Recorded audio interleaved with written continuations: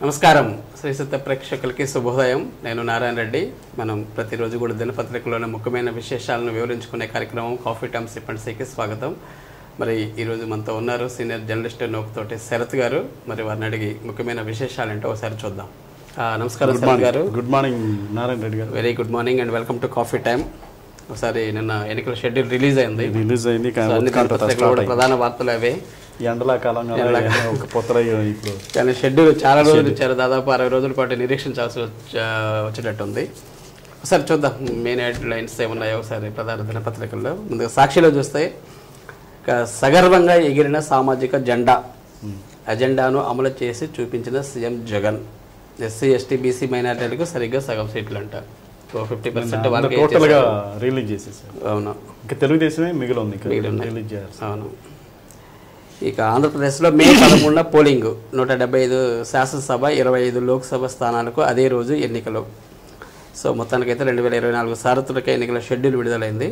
లోక్సభతో పాటు 4 రాష్ట్రాల అసెంబ్లీ ఎన్నికలు. ఒకసారి షెడ్యూల్ చూస్తే ఏపీలోకి వచ్చేసరికి మనకి ఎన్నికల నోటిఫికేషన్ ఏప్రిల్ 18న, నామినేషన్లకు చివరి తేదీ ఏప్రిల్ 25, నామినేషన్ల పరిశీలన ఏప్రిల్ 26, నామినేషన్ల ఉపసంహరణ ఏప్రిల్ 29, అదేవిధంగా పోలింగ్ వచ్చేసరికి మే 13వ తేదీన. సో చివరి రోజు ఏప్రిల్ ఫలితాలు వచ్చేసరికి జూన్ 4వ తేదీన. మొత్తం జూన్ 4 వరకు మనం వేచి చూడాలి ఉత్కంఠగా. ఇంకా ఇవి పార్టీలో వచ్చినాయి. ఒకసారి ఆంధ్రజ్యోతిలో చూద్దాం. అమ్మో, అన్ని రోజుల 59 రోజుల షెడ్యూల్తో అభ్యర్థులు అవాక్కు. మే 13 వరకు కార్యకర్తలను పోషించాల్సిందే తప్పదుగా మన రాజకీయ నాయకులకి. ఇక 4వ విడత పోలింగ్తో నాయకుల్లో ఆందోళన. రోజుకు 5 లక్షల నుంచి 25 లక్షల ఖర్చు అంట ఒక్కో అభ్యర్థికి. ఇప్పుడు ఎన్ని కోట్లైనా చాలవేమోననే ఆందోళన. ఇది నిజమే, కరెక్టే, నిజం చెప్పాడు. అవును. ఇక వైఎస్ వారసురాలు షర్మిలానే. రాహుల్ పీఎం చేయడమే వైఎస్ కళ. ఆ కళ కోసం పనిచేస్తున్న షర్మిల సాటి తెలుగువాడిగా ఆంధ్రకు అండగా ఉంటా. విశాఖ ఉక్కు సభలో నిన్న రేవంత్ రెడ్డి ఈ వ్యాఖ్యలు చేశారు. ఇక చరిత్రాత్మకంగా ప్రజాగలం. భారీ స్థాయిలో ఏర్పాట్లు. నేడు చిలకలూరుపేటలో కూటమి బహిరంగ సభ. చిలకలూరుపేట సార్, బొప్పూడి దగ్గర. అక్కడ ఆంజనేయ స్వామి టెంపుల్ ఉంది అక్కడ. సో 100 ఎకరాల్లో ప్రాంగణం సిద్ధం. లక్షల మందికి పసందైన భోజనాలు. ఎక్కడికక్కడ తాగునీరు, మజ్జిగ. వేల మంది పోలీసులతో భద్రత. ఎలాంటి ఇబ్బంది లేకుండా పార్కింగ్. బొప్పూడిలో తమ్ముళ్ళు ఉరిమే ఉత్సాహం. హాజరు కానున్న ప్రధాని నరేంద్ర మోడీ, టీడీపీ జనసేన అధినేతలు పవన్. ఇవి ఆంధ్రజ్యోతిలో వచ్చిన వార్తలు. ఇక చివరిగా ఈనాడులో చూస్తే మోగింది సమరశంఖం. సేమ్ అది. మరి ప్రధాన వార్త ఏంటంటే వాలంటీర్లు ఎన్నికల ప్రచారంలో పాల్గొంటే చర్యలు.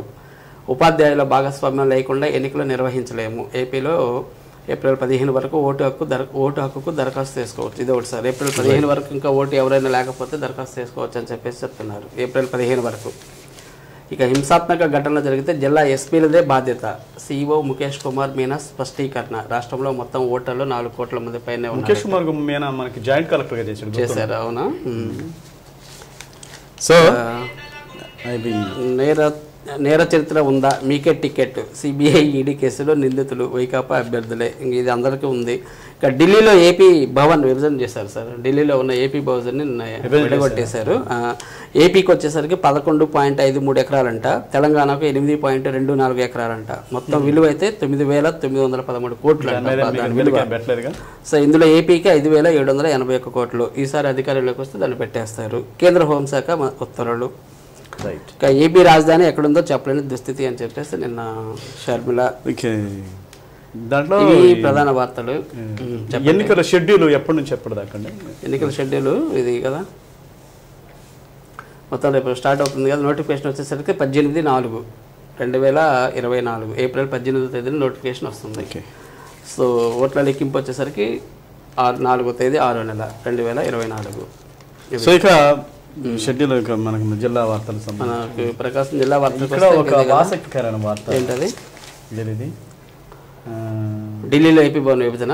నేర చరిత్ర ఉందా, మీకే టికెట్. సిబిఐ ఈడీ కేసుల్లో నిందితులకు వైకాపా అభ్యర్థులే. హత్య కేసులో ఉన్నవారు ఎర్రచందన స్మగ్లర్ ఛాన్స్. ఇక్కడికి వార్త సార్ అన్ని రాజకీయ పార్టీల్లో నేర చరిత్రలో అన్ని రాజకీయ పార్టీల్లో ఉన్నారు. లోకేష్ అన్నాడు కదా, ఎంతమంది ఎక్కువ కేసులు పెట్టుకుంటే వాళ్ళకి ప్రాధాన్యత. అంటే అంత ప్రజా యుద్ధం చేసిన వాళ్ళందరూ ప్రజల కోసం పాటుపడి కేసులు పెట్టించుకొని జైలుకి వెళ్ళిన వారు అనమాట వీళ్ళందరూ. నా మీద ఎక్కువ కేసులు పెడితే వాడికి కార్పొరేషన్ పదవులు ఇస్తానని పబ్లిక్ గా ఆయన. సరే ఒకరికొకరు ఆరోపణ చేసుకోవటం అది ప్రతి రాజకీయ పార్టీలో ఉండేది సార్. ఏ రాజకీయ పార్టీ సత్యతగా లేదు. సో ఉన్న బట్టలు ఏదో బెస్ట్ గా ఉన్నదాన్ని ఎన్నుకోవటమే. జిల్లా అదే ఎన్నికల కోడ్ వచ్చేసింది కదా, ఎలా జరుగుతుంది మన జిల్లాలో? ఈ నిన్న 3 గంటలకి ఎన్నికల షెడ్యూల్ రిలీజ్ పెట్టడం వెంటనే, అంటే వీళ్ళు ఆల్రెడీ ఎప్పటి నుంచో సమాయత్తం అవుతున్నారు. జిల్లా యంత్రాంగం మనం చదువుకుంటారు. జిల్లా యంత్రాంగం ఎక్కడెక్కడ ఎన్ని ఓట్లు ఉన్నాయి, ఎక్కడెక్కడ సమస్యాత్మక ప్రాంతాలు ఉన్నాయి, ఎక్కడ పోలింగ్ బూతులు, ఎన్ని పోలింగ్ బూతులు ఐడెంటిఫై చేయాలి, ఎంతమంది సిబ్బంది అవసరం, ఇవన్నీ వాళ్ళు 2-3 నెలల నుంచి కసరత్తు జరుగుతూనే ఉంటుంది. సో జిల్లా మొత్తం ఓటర్లు 18,11,614 మంది మన జిల్లా ఓటర్లు 18 లక్షల పైన ఉన్నారు. పురుషులు 9,02,521, మహిళలు సేమ్ 9,08,986 మంది మహిళలు. థర్డ్ జెండర్ కూడా ఉన్నారు ఇక్కడ, వాళ్ళు కూడా 107 మంది ఉన్నారు. నాకు తెలిసి ఎక్కువే ఉంటారు వాళ్ళు. మళ్ళీ కొత్త ఓటర్లు 40,000 మంది. అత్యధికం కనిగిరిలోనే ఎక్కువ ఉన్నారంట, అత్యల్పం ఎర్రగొండపాలెం. పోలింగ్ బూతులు 2,183 పోలింగ్ బూతులు, సమస్యాత్మకం 434. పోలింగ్కు 14,700 మంది సిబ్బంది. ఎన్నికల విధుల్లో సిబ్బంది 25,000 మంది. సో పెన్షన్లు అనేది కంటిన్యూ అవుతాయి. పెన్షన్లు వస్తాయి. ప్రతి నియోజకవర్గంలో కంట్రోల్ రూమ్ ఏర్పాటు చేయటం, దాన్ని అనుసంధానంగా కలెక్టరేట్కి అనుసంధానంగా చేయడం, ఎక్కడెక్కడ సంబంధించిన అవసరాలు ఉండే ఏంటనేది టోటల్గా నిన్న కలెక్టర్ అన్నిటికీ వివరాలన్నీ చెప్పగలిగింది.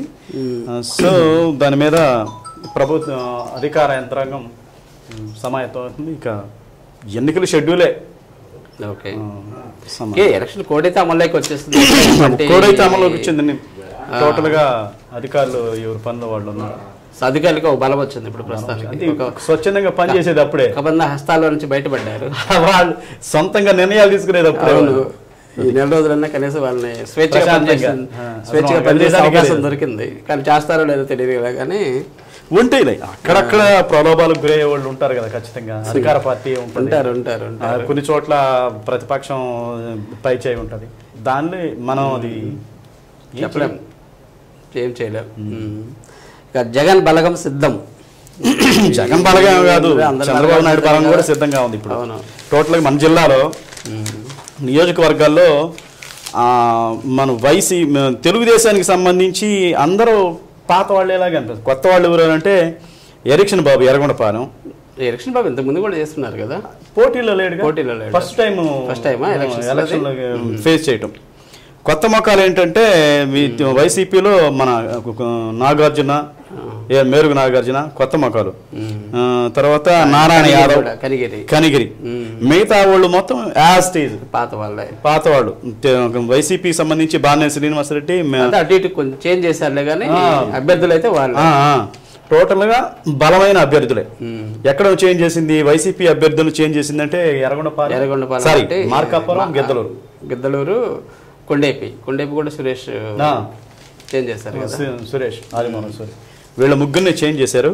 ఒక్క కొత్త బూచేపల్లి శివప్రసాద్ రెడ్డి అక్కడే. టోటల్ గా 2 కొత్త మొక్కలు, 3 కొత్త మొక్కలు. తెలుగుదేశంలో ఒకళ్ళు, వైసీపీలో 2. ఏరి చంద్రశేఖర్ ఎర్రగొండపాలెం, ఇంకా ఎరిక్షన్ బాబు ఎర్రగొండపాలెం వాళ్ళు, నారాయణ యాదవ్ కనిగిరి. బొర్ర మధుసూదన్ ఏదో అటుపోయాడు, మన జిల్లాకి సో మళ్ళీ ఒంగోలు పార్లమెంట్ సభ్యుడు, ఇక ఆయన చెవిరెడ్డి భాస్కర్ రెడ్డి మాగుంట రావాల్సి వస్తుందేమో. ఎలా ఇంకా డిసైడ్ అయ్యేది అయిపోయింది కదా. నిన్న పార్టీలో చేరారు, ప్రకటించారు దాదాపు 100%. అది ఓకే, ఇంకా కథ అఫీషియల్ గా రావాలి. సో మొత్తం మీద జిల్లాలో కొంచెం ఆసక్తికరంగా ఉంది. జిల్లా లేని రాష్ట్ర వ్యాప్తంగా ఇప్పుడు ఉత్కంఠగా. అవును, కరెక్టే. అసలు ఏది వస్తుందా ఏంటి అనేది 4 రోజులు ఇక చక్క ఎన్నికల కోడ్ అమలు. సో ముఖ్యంగా ఇది బాగా చేయాలి సార్. ఎన్నికల కోడ్ అమలు చేయడం అనేది చాలా ఇంపార్టెంట్. సో ఎందుకంటే అసలు వాల్ పోస్టర్లు అనేది గోడల మీద అంటించకూడదు. నిన్నంటే మొదలు పెట్టేసారు, ఎక్కడ పెట్టినా కానీ అవే. వాళ్ళ మీద పోస్టులు తీసేస్తారు. ఇప్పుడు ఎన్నికలకు సంబంధించి దాని గురించి కూడా నిన్న 4 గంటలు 5 గంటల నుంచి టోటల్ గా ఒంగోలులో ఫ్లెక్సీలు మొత్తం తొలగించడం ఒకటి, ముసుగులేయటం జరిగింది. ఇదే విగ్రహాలకి ముసుగులేయటం ఎక్కడ ఏం లేకుండా 2 రోజులు పని వాళ్ళకి చూసుకుంటారు కదా. ఎక్కడన్నా పొలిటికల్ ఫ్లెక్సీ ఉందనుకో ఫిర్యాదు చేస్తారు.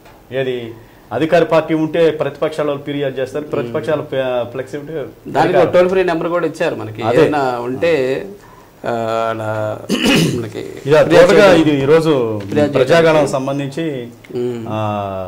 బహిరంగ సభకి పెద్ద యాడ్ మాగుంట రాఘవరెడ్డి సో సాయంత్రం 4 గంటలకి స్టార్ట్ కాబోతుంది. చిలకలూరుపేట ఉప్పొడి గ్రామంలో తేదీప జనసేన ప్రజాగలం. సో ఏదైనా ప్రధానమంత్రి మోడీ గారు వస్తున్నారు కాబట్టి కొంచెం బాగా పెద్ద ఎత్తున జన సమీకరణ ఇవన్నీ ఉండడానికి అవకాశం ఉంటుంది. మధ్యాహ్నం కూడా ప్రసన్నమైన భోజనాలంట. మరింతమందికి ఎలా ఏర్పాట్లు ఉందండి, ఎన్ని లెక్కలు కాదంటారా? సో మొత్తానికి ఎన్నికల కోడ్ అయితే బాగా జిల్లాలో అమలు చేస్తున్నారు. ఓకే కదా, రైట్. ఇంకేంటి సార్, గ్రూప్ 1 పరీక్షలకు పటిష్ట బందోబస్తు అంటే రేపు ఈ రోజా రేపా? Group APPSC group 1 screening test objective type నిర్వహించే కేంద్రాల వద్ద పటిష్ట బందోబస్తు ఏర్పాటు చేస్తున్నట్లు ఈ రోజు నుంచి జరుగుతుంది. ఉదయం 10 గంటల నుండి 12 గంటల వరకు, మధ్యాహ్నం 2 గంటల నుండి సాయంత్రం 4 గంటల అంటే రెండు స్క్రీన్ టెస్ట్ జరుగుతుంది. జిల్లాలో పరీక్షా కేంద్రాలు ఎంపిక చేసిన QIS, Pace, Rise, BVSR engineering కళాశాల, Nagarjuna, SSN, AKVK, Harshini degree college, AKVK junior college కలిపి మొత్తం 9 కేంద్రాలు. ఒకటి బీబీఎస్ఆర్ ఇంజనీరింగ్ కాలేజ్ ఏంటంటే చేంకుర్తి సిటీలోనే. టోటల్ ఆ ఏరియాలో 144 సెక్షన్ అమల్లో ఉందనేది అనుమానాస్పదంగా బయట వ్యక్తులు ఎవరు గుంపులు ఉంటే వాళ్ళ మీద చర్య తీసుకుంటాం. పరీక్షా కేంద్రంగా 200 మీటర్ల దూరం వరకు నిషిద్ధ ప్రదేశంగా నేను పెట్టినట్టు మన ఎస్పీ పరమేశ్వర్ రెడ్డి చెప్పడం జరిగింది. ఏదన్నా సమస్య ఏదన్నా ఉంటే వాడు టోల్ ఫ్రీ నెంబర్ కూడా ఇచ్చాడు. సో అభ్యర్థులు హాల్ టికెట్లతో సూచించిన నియమ నిబంధనలు క్షుణ్ణంగా చదువుకొని పాటించాలన్నారు. పరీక్ష రాసేందుకు వచ్చిన ప్రతి అభ్యర్థిని పూర్తిగా తనిఖీ చేసిన తర్వాతే పరీక్ష అనుమతిస్తామని చెప్పారు. టోటల్గా ఎంతమంది రాస్తారనేది మనకి ఇక్కడ మొత్తం 9 కేంద్రాల్లో 6,116 మంది అభ్యర్థులు పరీక్షకు హాజరవుతారని తెలిపారు. రైట్. ఏంటి సార్ మాగుంటే పరిస్థితి ఏంటి? టీడీపీలో మాక్సిమం ఇక ఒంగోలు పార్లమెంట్ సభ్యుడే నేనైతే చేరారు. నేను వాళ్ళు కూడా ప్రకటించకపోవడం కూడా అదే. ఒంగోలు పార్లమెంట్ వాళ్ళు కూడా బలమైన అభ్యర్థిని చూసుకుంటారు కదా. అవునా? ఎప్పుడైతే మాగుంటకి టికెట్ లేదనేది రూఢి అయిందో అప్పటి నుంచి వాళ్ళు వెయిట్ చేస్తున్నారు. ఫస్ట్ పురంధేశ్వర్ అనుకున్నారు ఒంగోలు పార్లమెంట్కి, తర్వాత ఇక ఎందుకు పొత్తులో భాగంగా పురంధేశ్వరికి, కానీ ఒకే సామాజిక వర్గం అవుతుంది. తర్వాత బీసీ వర్గానికి సంబంధించింది కూడా అనుకున్నారు. సో టోటల్గా మాగుంటకే లైన్ క్లియర్ అయినట్టు. అందుకే నిన్న బాగా వెళ్ళి దాదాపు 250 వాహనాలతోటి వెళ్ళి అక్కడ చంద్రబాబు నివాసం వద్ద ఖచ్చితంగా బలప్రదర్శన. ఇక వలసలు ఏంటి, వలసలు కొనసాగుతున్న వలసలు ఆ పార్టీలోకి, ఆ పార్టీలో నుంచి ఈ పార్టీలోకి, ఈ పార్టీలో నుంచి ఆ పార్టీలోకి, నెల నుంచి జంపు జలానీలు వాళ్ళు కూడా అంతే పెద్ద తలకాయలేం కాదు. అదేలే ఎవరో ఒక 50 మందిని 100 మందిని ప్రభావితం చేయగలుగుతారు. కార్పొరేటర్లు కూడా ఎవరు జాయిన్ కాదు. అంతేలే చిన్న చిన్న నాయకులు ఆ బజార్లో 4 కుటుంబాలకు తెలిసిన వాళ్ళు చేస్తా ఉన్నారు. తర్వాత ఇంకోటి ఏంటంటే నిన్నటి దాకా ప్రభుత్వానికి సంబంధించిన అనేక అభివృద్ధి కార్యక్రమాలకు సంబంధించిన శంకుస్థాపనలు కానివ్వండి, ఆల్రెడీ ప్రారంభానికి సిద్ధంగా ఉన్నటువంటి 4 రోజులు బాగా చేశారుగా. ఈ 4 రోజులు బాగా 4 రోజులు మామూలుగా చేయాల. చూడండి ఇక్కడ ఇది ఒంగోలులో శ్రీకృష్ణ యాదవ కళ్యాణ మండపం, కాపుల వృద్ధాశ్రమాలకు శంకుస్థాపన చేసినట్టు బాలినేని. అలాగే దర్శిలో 121 కోట్లతో దర్శి పట్టణానికి తాగునీరు శిలాపలకం. అలాగే ప్రభుత్వ భవనాలకు మెరుగైన వైద్య సేవ. ఎక్కడ నిన్న రాజుపాలెంలో పలు ప్రభుత్వ భవనాలను ప్రారంభించారు. బాలినేని శ్రీనివాస్ రెడ్డి ప్రారంభించారు. అలాగే మద్దిపాడులో నందిపాడులో ఆర్బీకే భవనాన్ని ప్రారంభించి శిలాఫలకాన్ని ఆవిష్కరిస్తున్న మేరుగు నాగార్జున. సో నిన్నంతా ఇక్కడ కూడా లబ్ధిదారులకు సీఎం ఆర్ఎఫ్ చెక్కులు అందిస్తున్న ఎమ్మెల్యే బాలినేని శ్రీనివాసరెడ్డి, గంగాడ సుజాత. నిన్న ఇది సంక్షేమ 2 కళ్ళుగా ఇక్కడ సంక్షేమ అభివృద్ధి 2 కళ్ళుగా కాంట్రాక్టు బడా నాయకులు 101.32 కోట్లతో మురుగు కాలువ నిర్మాణానికి శనివారం బాలినేని శంకుస్థాపన చేశారు. టోటల్ 40 లక్షలు నిర్మించిన రోడ్లు విశ్వబ్రాహ్మణులు నివసించే ప్రాంతంలో 20 లక్షలు అంటే టోటల్గా 1.32. సో నిన్నటితోటి ఏదైనా ఈ 5 సంవత్సరాల అభివృద్ధి నిన్నటితోటి క్లోజ్. ఎస్, ఏం చేయడానికి లేదు. అది యాక్చువల్గా బడ్జెట్ ముందే రిలీజ్ అయితే గోల్ లేకుండా పోయింది. డబ్బులతో ఇవన్నీ అన్ని చివరి దశకు వచ్చేటప్పటికి ఎలక్షన్. ఈ రాజకీయ పార్టీలు అంతేనండి.